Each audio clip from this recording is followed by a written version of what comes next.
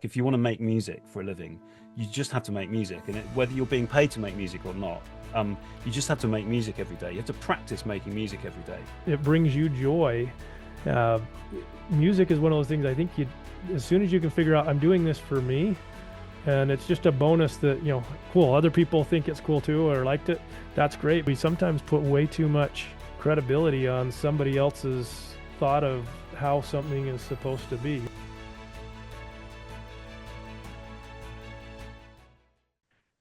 Well, welcome to the podcast today. My special guest is Thomas Haines, coming from the UK, and Thomas is a man.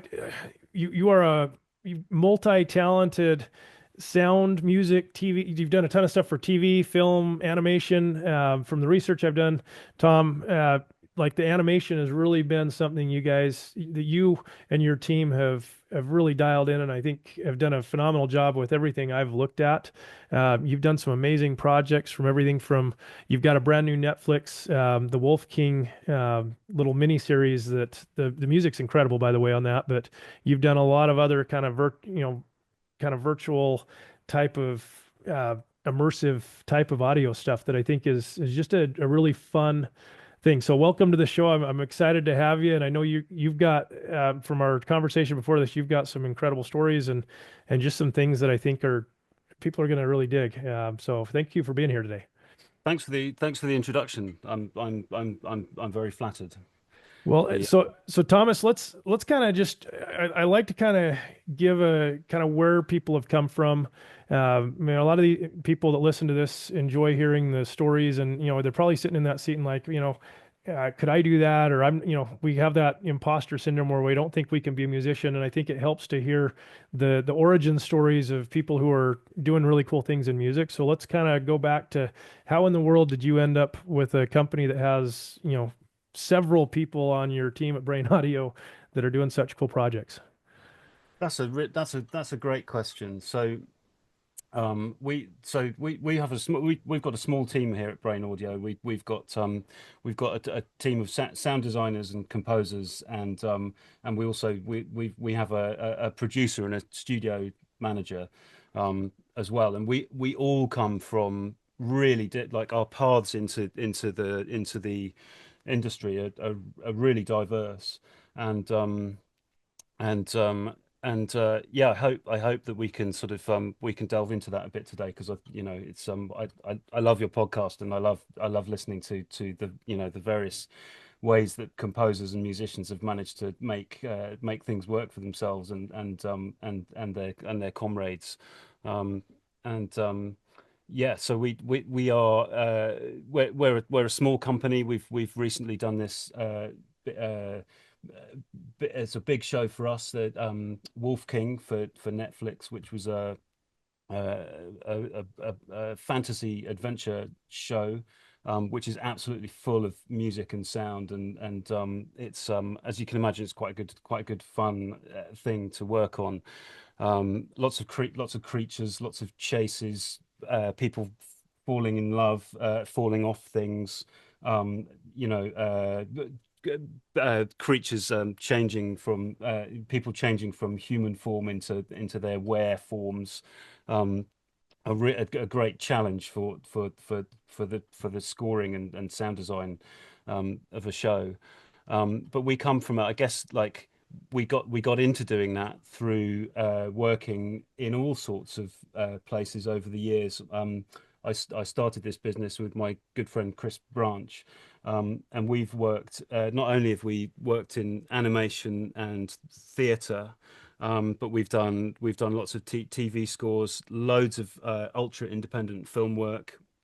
We do lots of non-linear AR and VR work as well, and kind of the background for that is um, that it's animators that we've worked with over the years have branched into those kind of emerging storytelling technologies. And then we all have like an avid interest in fine art and installation sound here as well.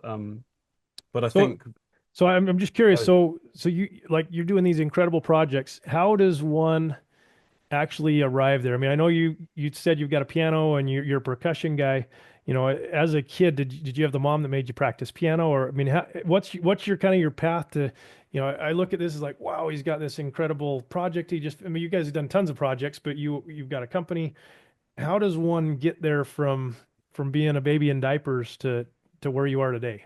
Yeah, good question. So I grew up in a county called Cornwall, which is the most westerly tip of the UK, and in a tiny little village, and in the Where like Poldark was found, the Poldark series was done there, right?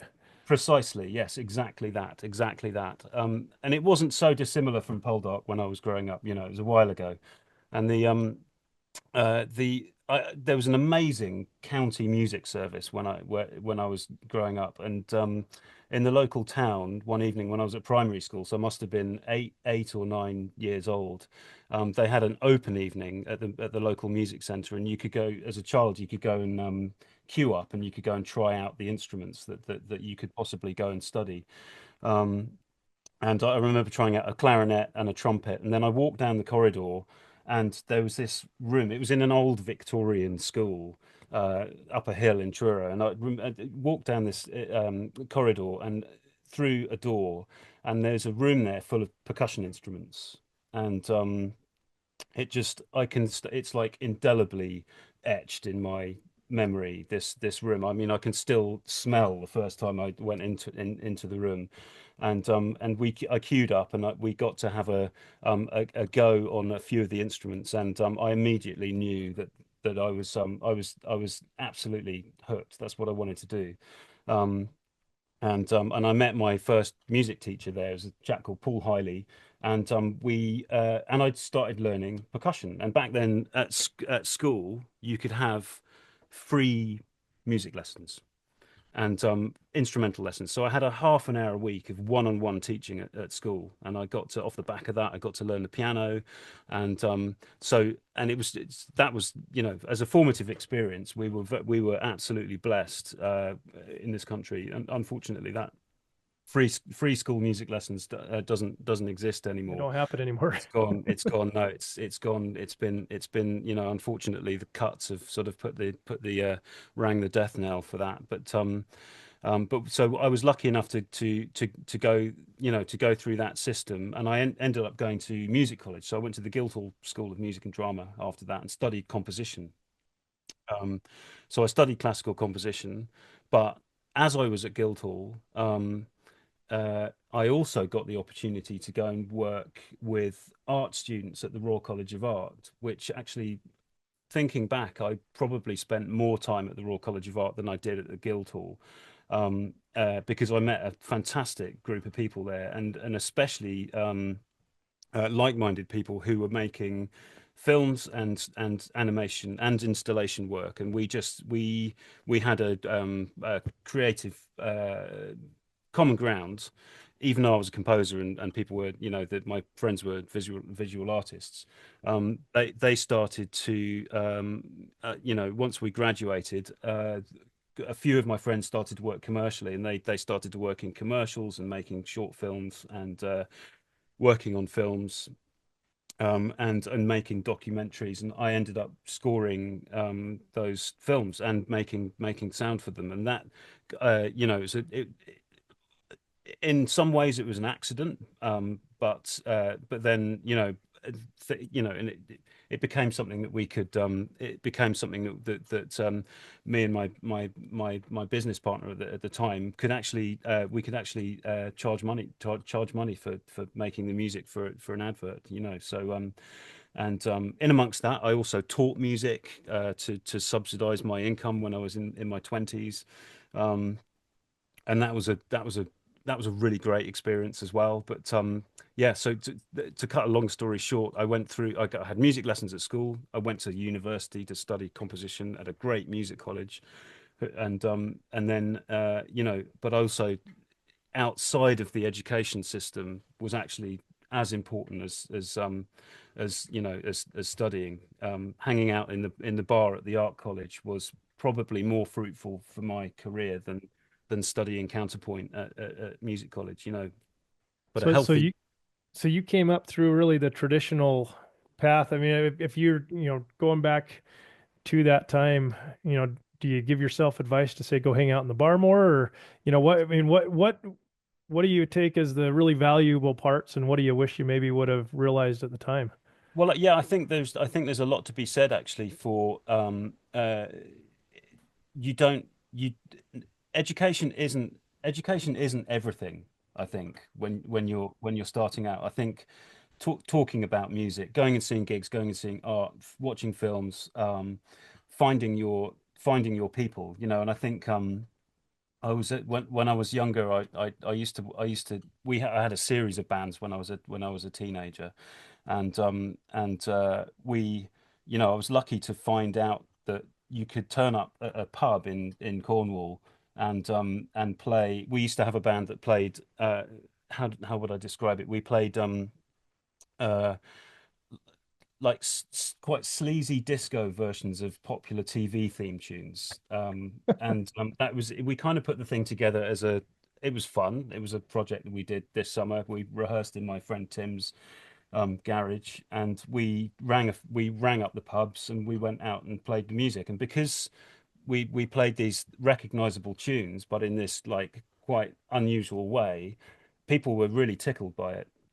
And we turn up. We had a really good weekly gig in this one pub up on the north coast where there was like there was a regular there was like old gnarly Cornish fishermen regulars in there, but also loads of surfers, and then there was holiday makers there as well.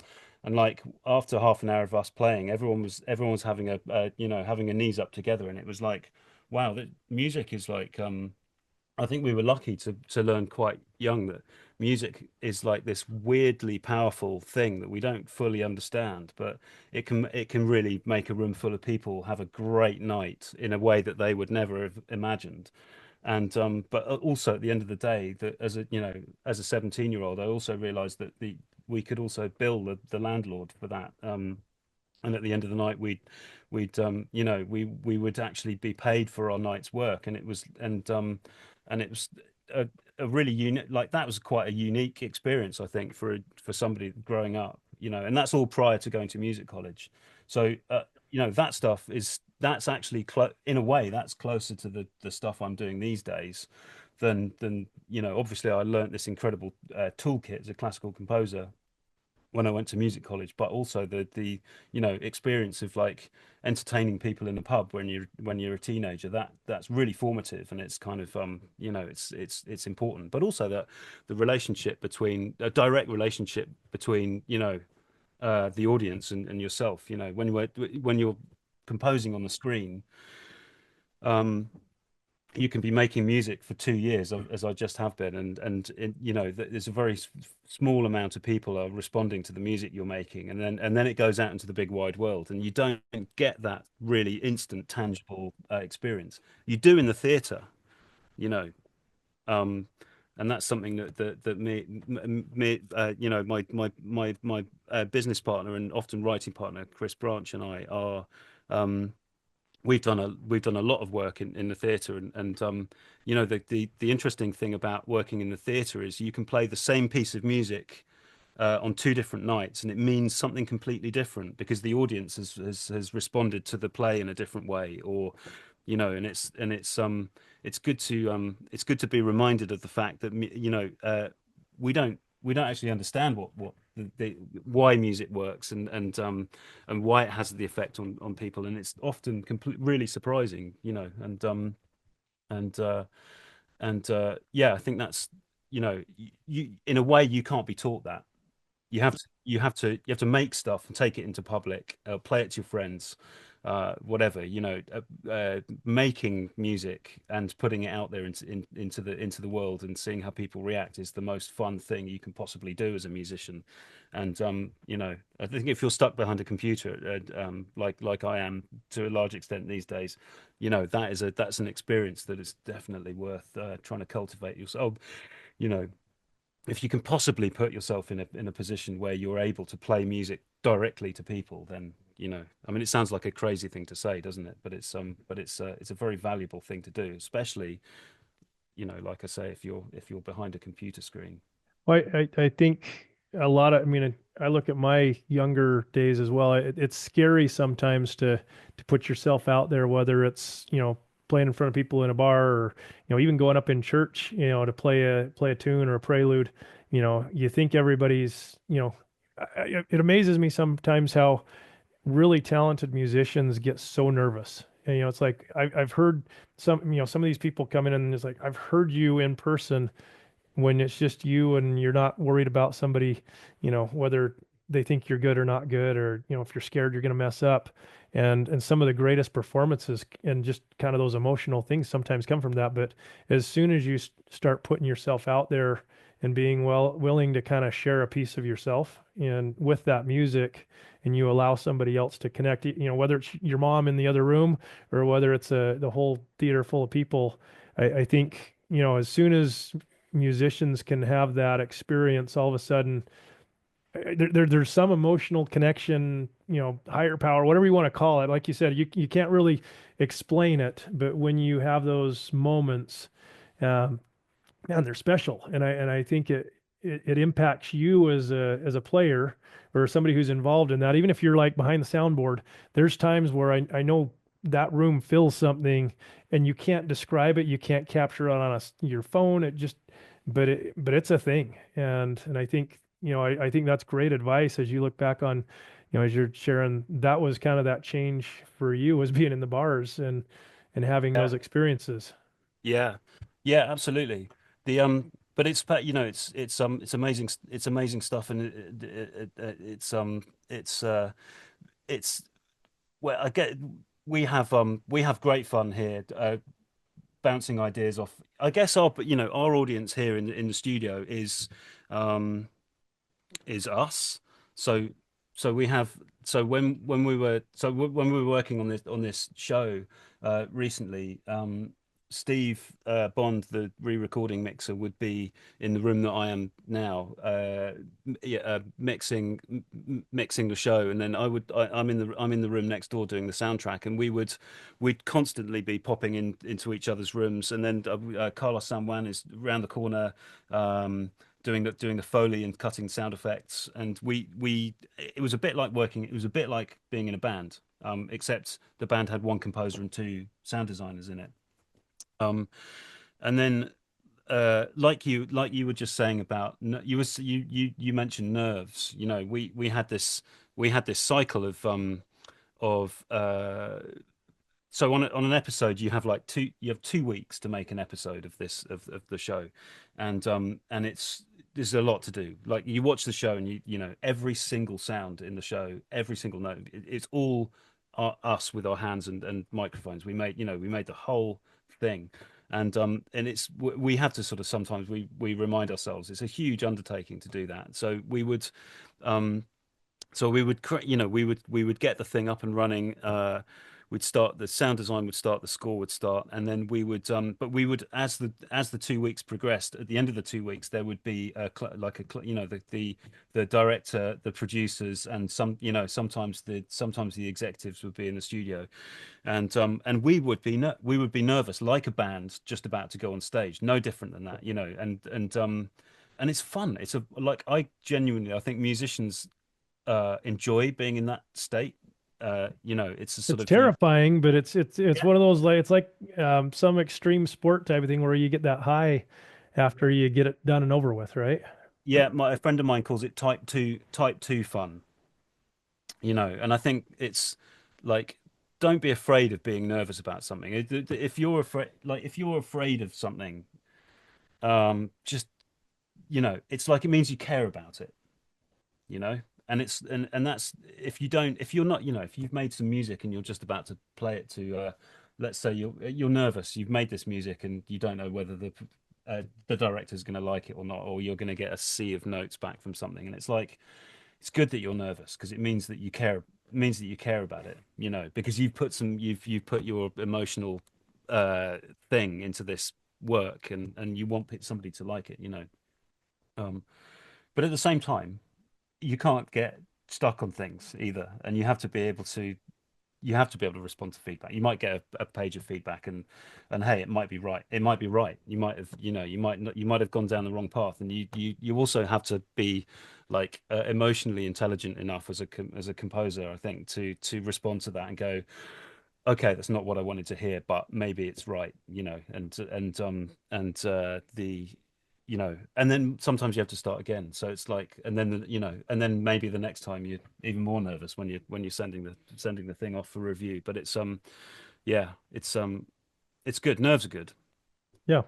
Well, as doing a kind of this type of, it's almost like this fantasy music type of score that you guys got to do on this. I mean, I know that's something that a lot of people think, oh, I'd love to do, I want to be a composer, do soundtracks. And there's so many of us that love, I mean, we've fallen in love with this Hans Zimmer and the John Powell, like all these just amazing composers. How, what do you feel like has been kind of the key things for you, that have helped lead up to kind of a project of this, this newest project? I think that's kind of that dream project for a lot of people. I mean, what are some of those key things that you feel like, man, if I could go back and tell myself this a little bit sooner, I could have done more of these, you know? That's a good question. So yeah, there's I think don't underestimate what you know already. That would be something I so if I look at the soundtrack to Wolf King, it's an orchestral soundtrack that's it's got loads of electronic stuff in it. We didn't want to make a soundtrack that was it's in a sort of science fiction medieval world. We didn't want to use lutes and flutes. We wanted to remove it from there. So we decided to make a soundtrack. I will answer the question in a minute, but it's like we wanted to make a soundtrack that was like visceral and electronic and exciting and modern, but in a way that could have potentially have been played in the world of Wolf King. So it was like all of the sounds that we decided to make were like raw, um, sort of primordial kind of sounds, basic sounds, nothing that sounds like, oh, that sounds like it was in the 90s, or that sound, it's like it's if you can imagine that some creature at the back of a cavern somewhere with a synthesizer in the show, it would have been made by that. But actually, when I think about when I was growing up, I was lucky enough to be in in the local youth orchestra playing classical music, but I was also surrounded by we were surrounded by techno and rave culture in the southwest. I remember I was at school. I got we started sharing these tapes in the like it was the early 90s, and I remember taking a tape of rave music down to the it was a techno mixtape. I can remember and I took it to the local music shop, and I played it to them, and I was like, "What is that? What's that instrument?" I need to know what that instrument is. And but in hindsight, it was a Roland 303 like acid synthesizer, and because the people in the music shop, they sold like home and organs to people. They didn't know what it was, and they were slightly alarmed by the music I was playing them. And but it was like, but in a weird way, that music that I was into when I was 13, when I went into that music shop with that tape, with having been to the classical music rehearsal up the road, is the work that I did on Wolf King. It's exactly the same. It's like it's classical music with electronic stuff, and it's like, but even like in where I grew up in Cornwall, it's full of like old stories of creatures. Like in the next village from where I grew up, there was an owl man who lived in the woods, and it was like a local legend. But he could quite easily have been a character in this in the show that I've just written the music for. So I think don't and I guess what my advice would be is don't uh, don't put don't put yourself in a box. Like you've got to celebrate who you are, because it's at some point you'll get the opportunity to with practice and diligence and a healthy spirit of making stuff every day, that what drove you when you were 13 to become a better musician is still, I'm 47 now, and I'm still basically the same person that I was when I was then. I'm a bit better at capturing those ideas and putting them into projects. I didn't know how to do it when I was 13, but I do now.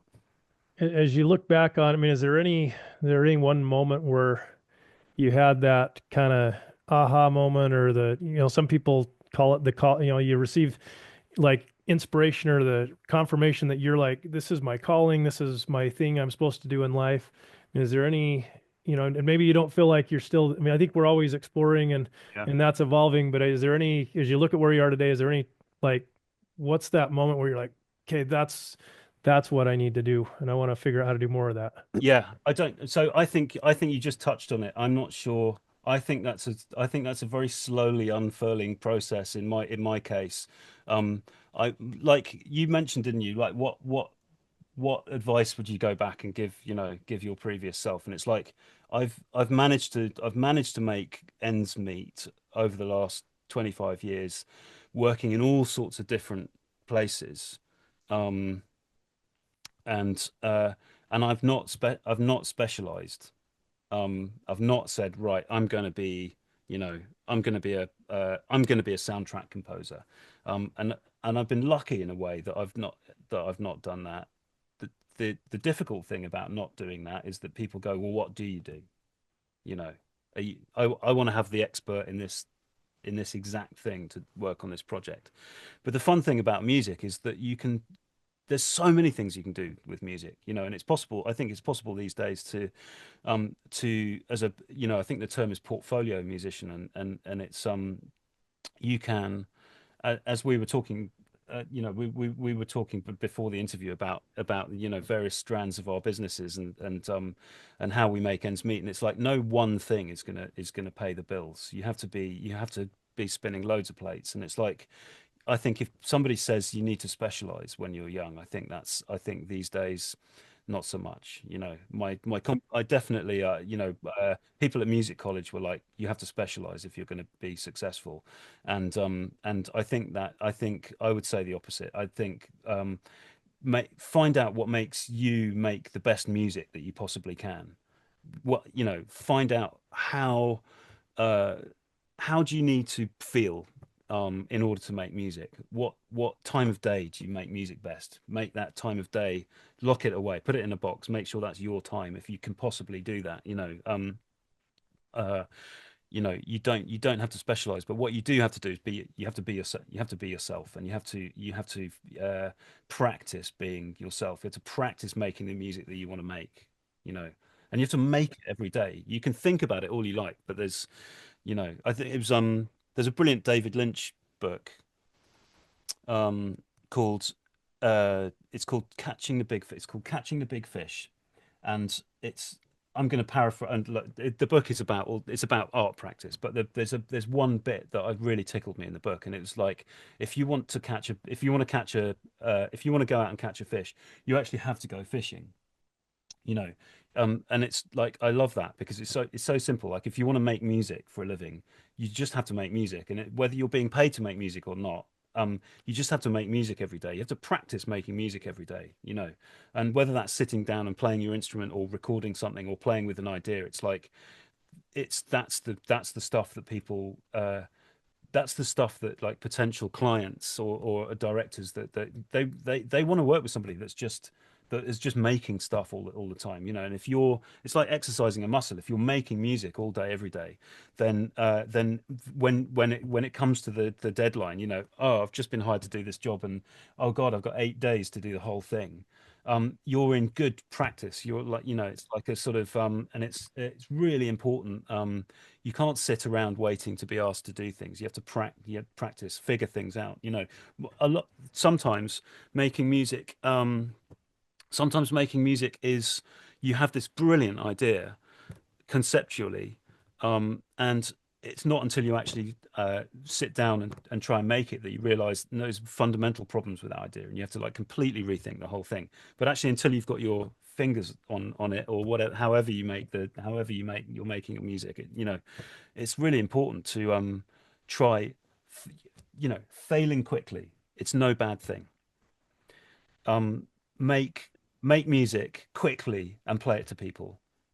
Don't spend 5 days mixing it because the person you're making it for might not like it. They can tell that the person you're making the music for can tell pretty quickly whether they like the tune that you've made or not. No amount of finessing it is gonna make it. Make 3 bits of music. Spend half a day making 3 bits of music. Don't make one. Don't spend 5 days making one bit of music really polished. You know. You But, you said you talked a little bit about success, and you said you've been able to make ends meet and pay the bills with that. But and I think and you said that for back when you were in school that they said in order to be successful you needed to be specialize in that. But I'm just curious how what would you define as a successful musician now, having just look if you were what do you define as success? Because I'm sure that's changed over the years, and your opinions and knowledge and wisdom has changed. So, what do you view mm, that as today?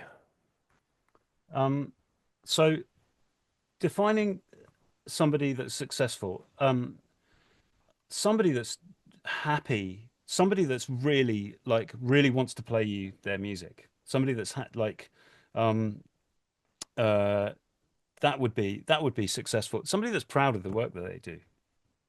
It's very simple, I think. Um, I, you know, I, it's difficult to make music. It's a long journey to actually making music that you like yourself and that other people like.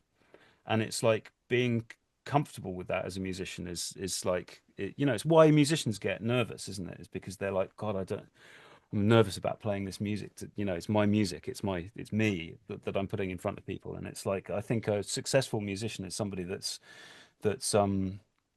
confident in their own music, and that takes work, and a thick skin sometimes as well. You have to be able to take criticism and not take it, not um you have some, like I was saying earlier on, you have to have sort of you have to develop your armor in a way.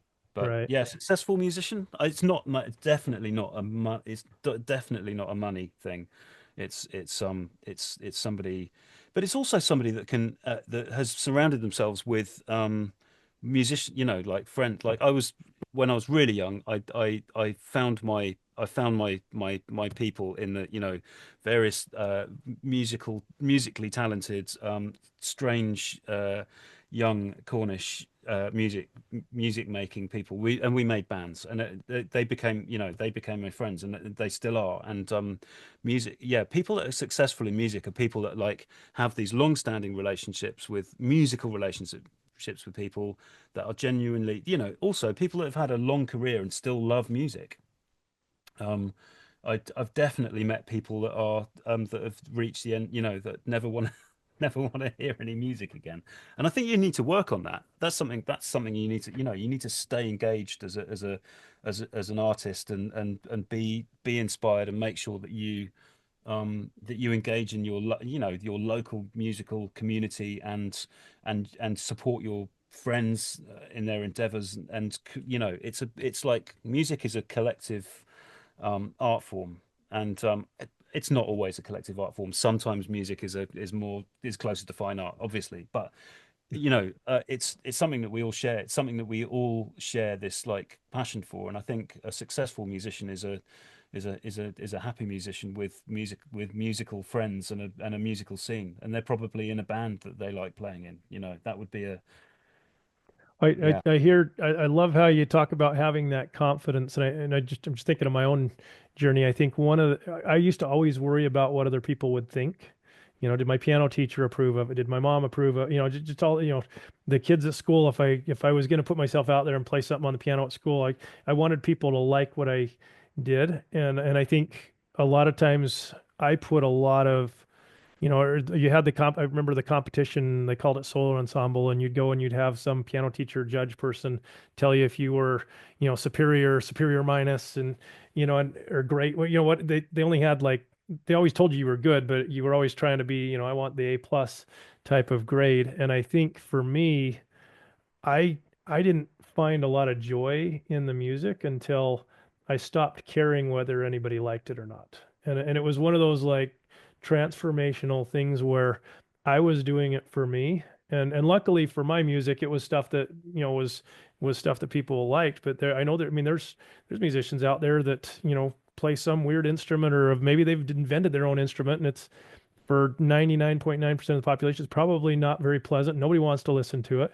But I think you nailed it. If it makes you happy and it brings you joy, uh, music is one of those things I think as soon as you can figure out I'm doing this for me, and it's just a bonus that, cool, other people think it's cool too or liked it. That's great. But I don't, I think we sometimes put way too much, um, I don't know, we just put too much credibility on somebody else's thought of how something is supposed to be. I think I like the Beethoven or Rachmaninoff in these songs I'd play on the piano back in the day, and I would change Beethoven, and some people think that's a terrible thing, and you're gonna, Beethoven's gonna come haunt me in my dreams, type of thing, or I'm not.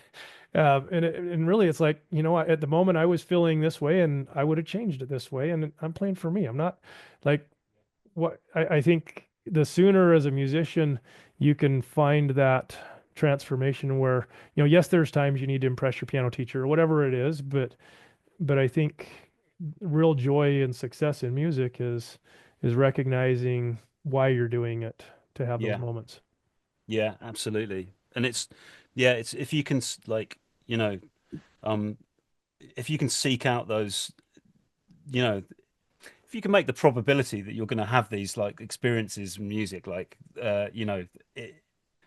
making I think as a composer, it's like part of the job of being a composer is like making sure that the likelihood of you being in a situation where you're going to have a musical experience, or you're going to be challenged to have some ideas or a reaction to something, or um putting your like making the probability that magic, whatever it is going to happen, is really important. And it can be something really mundane. I had a we had an intern in the studio a few years ago, and they kindly offered to make the tea for us and they were in for a week, from City University. And I thought, brilliant. I'm not going to be, I won't be walking out of the room into and boiling the kettle. Great. And after the week, I was like, that was a really weird week, because I don't think my ideas weren't kind of flowing in the way that they used to be. And I figured out that actually I write most of my music when I'm in the kitchen boiling the kettle. That's when the ideas come. And it's like the sound of the water boiling just blots everything out. And I have this moment, like 2 or 3 minutes of peace, and it's like, I could do, and I'm thinking about what I'm going to do when I go back into the studio. I know exactly what I'm going to do, having done this, having boiled the kettle and made myself a cup of tea. And I realized that after a week of not having great ideas, because I hadn't left the room and hadn't had this, like, and it's like, and now I realize that that's the part of the way I work. I have to step out, put the kettle on, or whatever it is. I just, and it's like knowing, as a musician, knowing when those, like looking after those moments that make having ideas come easier. I, Everyone's different. and I'm curious your thoughts on, for these younger composers that are, or somebody that just hasn't had a chance to do such a cool project like you just, finished up. How, I mean, pushing yourself to do a Netflix show or any show where you've got these deadlines where it might be, 8 hours or 8 days, or I mean, but it's like these super tight deadlines. Like I kind of compare it to, I was just down in San Diego with family over spring break, and my brother-in-law ran did a half Ironman, and just like it's just he prepared for months and months to do that race. We've got in our studio here, we've got a group of people that come in. This is their fifth year in a row. They call it the 24-hour challenge, and they literally show up at 9 in the morning, and for 24 hours, their goal is to write with no, coming with nothing in mind, write an entire album, record it, and do everything but like the final mixing stuff on these songs Yeah. in 24 hours and go all night long. And I'm just curious, how do you? I mean, I don't know whether you compare your doing these scores like you've done to that, and how in the world do you, what advice can you give to that younger person to be like, okay, here's your you're 20 years old now, or this is your first time doing it. How do you get to be able to run that marathon or the Ironman type of event? Yeah, practice, homework. Like homework is everything, I think. Practicing, if you know, it's like I in a way I'm lucky because I grew up in the I started learning how to record music in a period where you had to, it was quite difficult. Like you had to read loads of manuals in order to get there, and it's like, so w in a way, I've done loads of homework in 25 years. So I sort of, you can kind of see sometimes there's a fork in the road, and one fork could take 4 hours on a production, and one fork would take half an hour. And it's like, unless I'd taken both of those forks, I'd know which one, I wouldn't know which one to take. And that comes through practice. And it's not always working on commercial work. It might be working on, it might be rehearsing. You learn about music in every time you play music. It's all the same. It's all the same thing. I always say that like basically all of like, music and film and on TV is essentially, it's very close. Like, I'm not a huge opera fan, but it's really operatic. What I have to do for a living. It's about writing themes.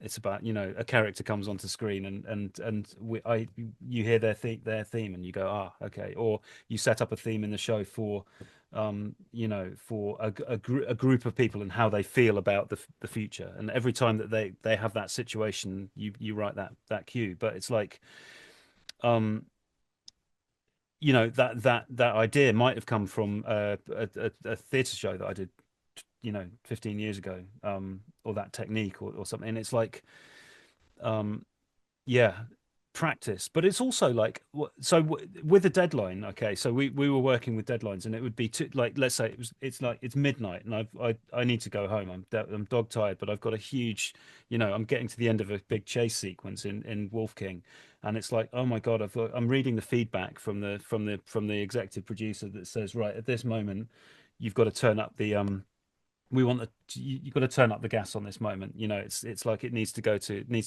quote, Spinal Tap. It needs to go to 11. And I'm there thinking, my God, everything's going. I've got there's a huge percussion thing. It's like, and it's like, how on earth am I gonna turn, can I turn up the tension on this? How am I going to do it? And it's like, so you then go back through your library of, like, well, so I would go, well, how would, you know um um how would Ennio Morricone have done this, this moment, and maybe, or how would John Carpenter have done this moment?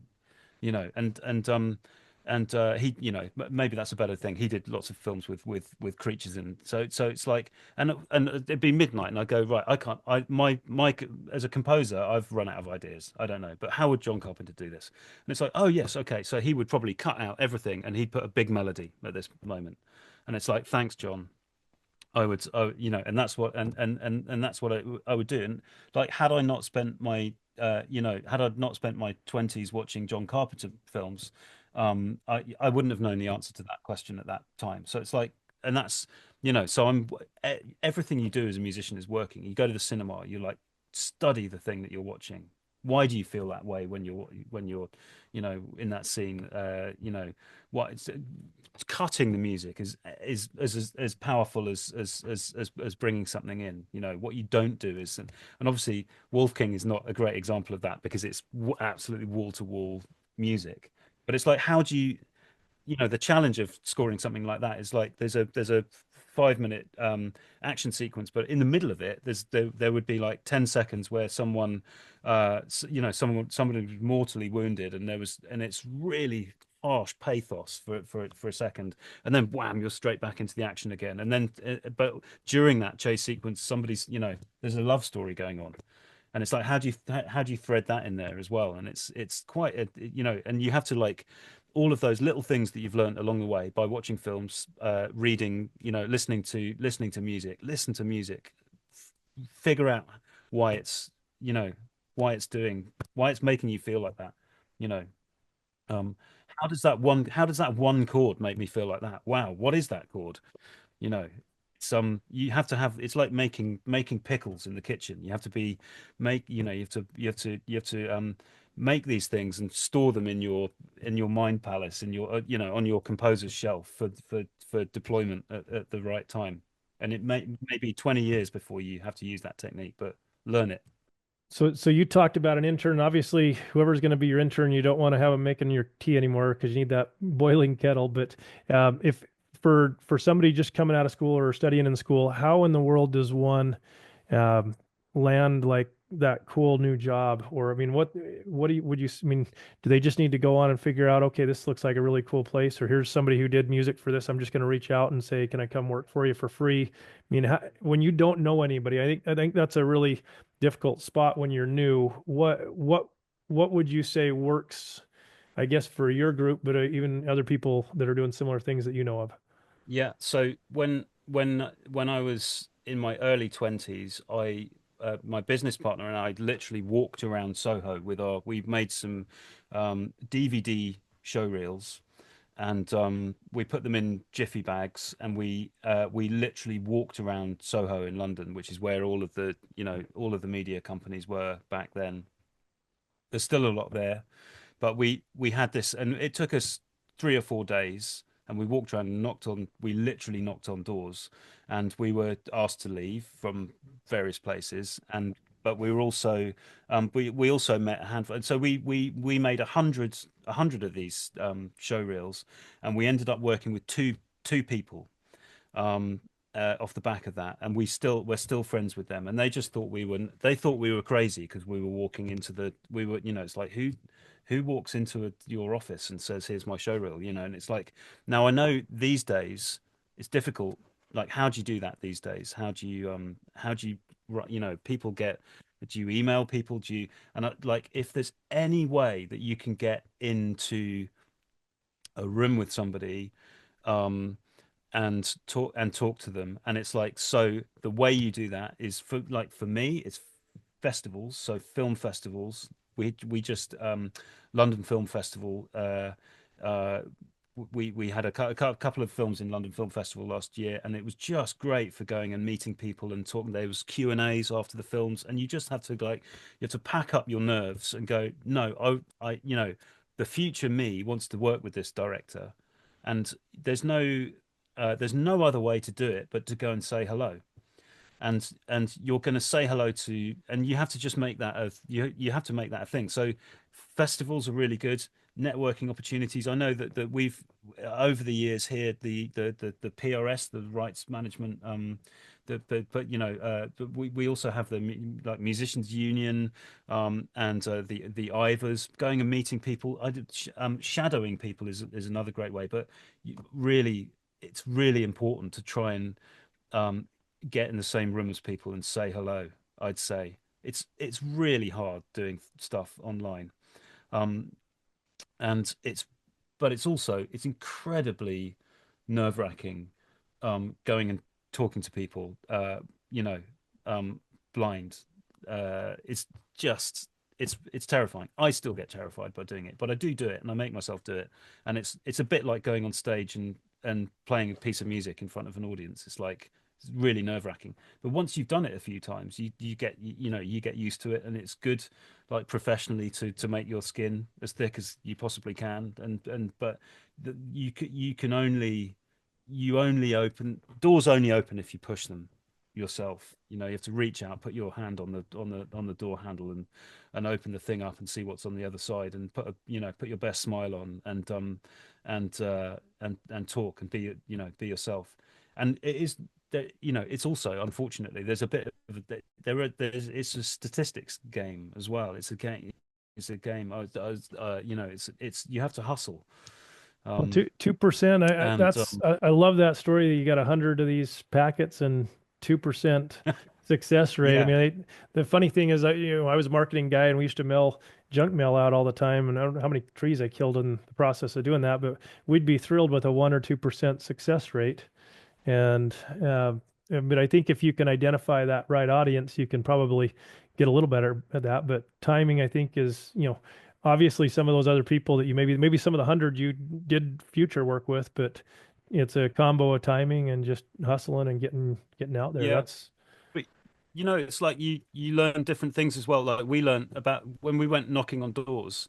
Um, there was some places we were knocking on the door, and they had it was the early days of people having websites, and they had these incredibly impressive websites, and then you'd knock on the door and realize that it was just a post office box, and there was no company there, and then other places that had flashy websites were just an old guy in the corner of a room in a shared office somewhere, and then there were other companies that had almost nothing on their website, and it looked like they were going to be a post office box, and it was a 3-story building in the middle of Soho with 100 people working in it, and 5 dubbing theaters, and it was the reality of what's behind the doors or what's behind people's websites. The two things don't often line up, and so and you don't get that experience unless you go and knock on doors. Now it's difficult if you don't live in the city where the industry is, isn't it? And you have to figure out, you have to travel, you have to go to festivals or networking opportunities, and it takes a bit of takes some courage, that.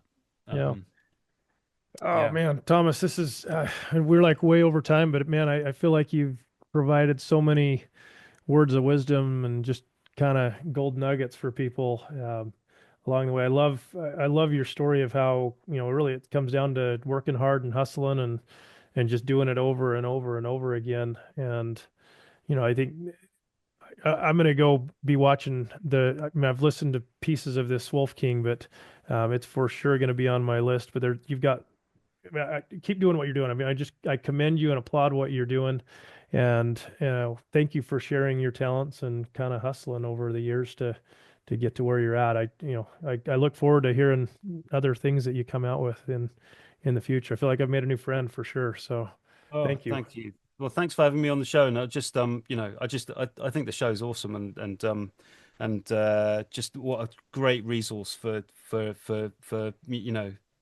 musicians all over the world to be able to share stories, and like I was saying before we spoke earlier on about what's interesting about the episodes that I've listened to is like a lot of musicians' journeys are like on the surface they're quite similar, but then actually when you dig deep, you realize that people have had to like really work at and everyone's story is so different, and yet and people find their ways in their own ways, and it's really inspiring listening to people's stories. So yeah, it's Well, thank you. Well, Thomas, for people, if they want to find out, I'm going to put some links in the show notes that people can check out. But for people to find you, I know your website's Brain Audio, but it's aud.io, right? Is right, the website. brainaud.io. Yes, exactly. And that's got it's fairly up to date, I'd say, in what we've been up to lately. Well, Yeah. and I'm sure there's several cool things that you can't even talk about that are in the works right now. But I just commend you on doing that. Go check out in the show notes. Go listen to some of these samples. We'll put the IMDb kind of some links in there so you can check out some of the other shows these guys have done. But just some really talented people doing some very, very cool projects. So definitely worth checking out if you're a soundtrack aficionado or just like cool music in general. So thank you so much for being on the show, Thomas. Hey, thank you very much.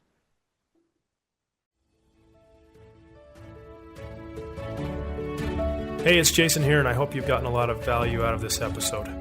Be sure to check out our show notes to learn more about our guest today, and if you'd like to support our podcast, there's a few things that you can do to help us grow.